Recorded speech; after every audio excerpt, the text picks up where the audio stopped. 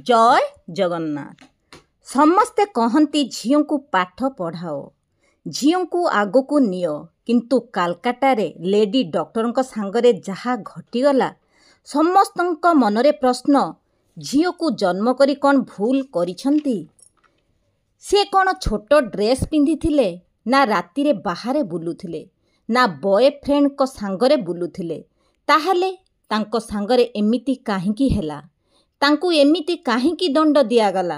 काहींकी ना राति दिन परिश्रम करी डॉक्टर हेबार फल मिलिला।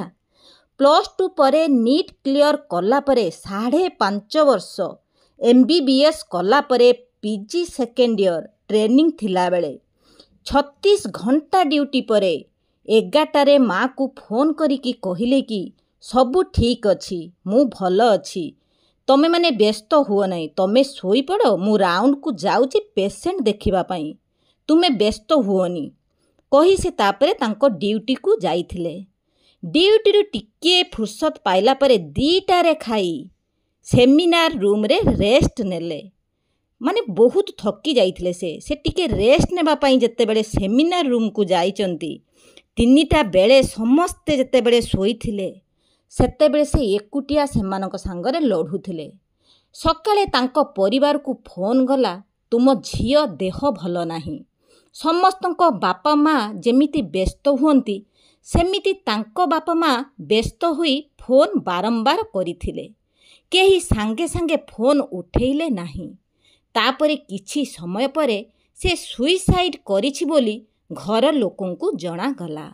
बापा माँ व्यस्त होई सांगे सांगे किछि लोकंकु तांको पाख पड़ोसी को नेई हॉस्पिटल को गले। तांको तांको झियो सहित 3 घंटा पर्यंत देखा करबाकू दिया गला नाही।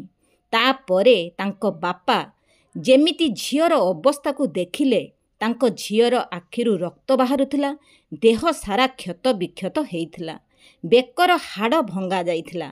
निजे थरे भाबंतु, राति रे घर को फोन आसुची मु भल अछि, तापरे सकाळे देखिला बेलकू सबू सरी जाइछि।